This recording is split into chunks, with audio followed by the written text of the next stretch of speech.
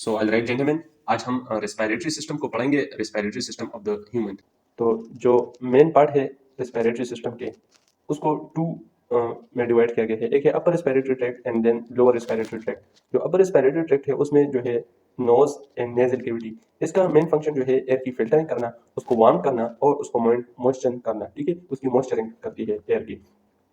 And then फिर हमारे पास होता है पेरिंग्स। पेरिंग्स का जो मेन काम है वो है एयर और फूड का जो ये एक कॉमन पैसेज है।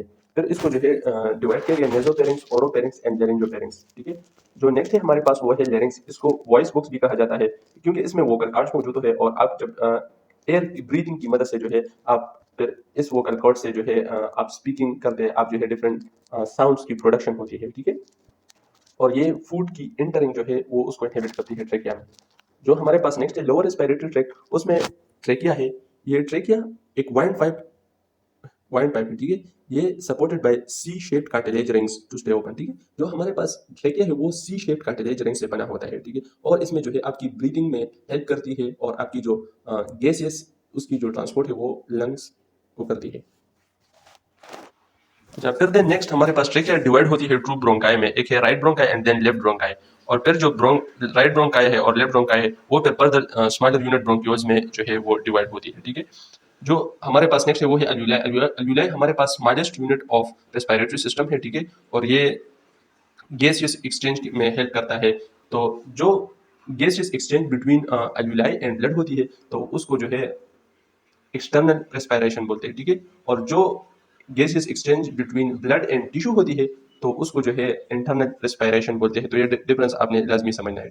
अच्छा, अभी जो ब्रीथिंग है वो कैसे काम करती है? जब आपकी जो लंग्स में जो वॉल्यूम है वो उसमें चेंज आता है, या जो प्रेशर आपके लंग्स में है उसमें चेंज आता है, तो आपकी जो ब्रीथिंग है वो टेक्स प्लेस वो हो जाती है। ठीक है, इसी तरह अगर हम देखें तो ये दो प्रोसेस है। एक है इनहेलेशन, आप जब आप एयर को इनहेल करते हैं, और एक्सहेलेशन जब आप एयर को एक्सहेल करते हैं। तो इनहेलेशन में क्या होता है कि आपकी जो डायफ्राम है और इंटरकोस्टल मसल्स वो कॉन्ट्रैक्ट हो जाते हैं, और फिर जब वो कॉन्ट्रैक्ट हो जाते हैं तो आपकी जो रेब केज है वो इलिवेट हो जाती है, और जो एयर प्रेशर है इनसाइड द लंग्स वो ड्रॉप हो जाता है बिलो द एटमॉस्फेरिक प्रेशर। जैसे ही वो एटमॉस्फेरिक प्रेशर के बिलो ड्रॉप हो जाते हैं तो आउटसाइड एयर रश इन जो है आउटसाइड जो एयर होती है वो रश होती है आपके, वो आ जाती है आपके लंग्स में। तो इसी तरह आपकी जो है इनहेलेशन काम करती है। इनहेलेशन इस फिनोमेना के थ्रू काम करता है। अच्छा, आपकी जो नॉर्मल एक्सहेलेशन है वो इस तरह होता है कि जो जब आपकी जो मसल्स है वो रिलैक्स हो जाते हैं और लंग जो है वो उसका वॉल्यूम भी जो है वो डिक्रीज हो जाता है।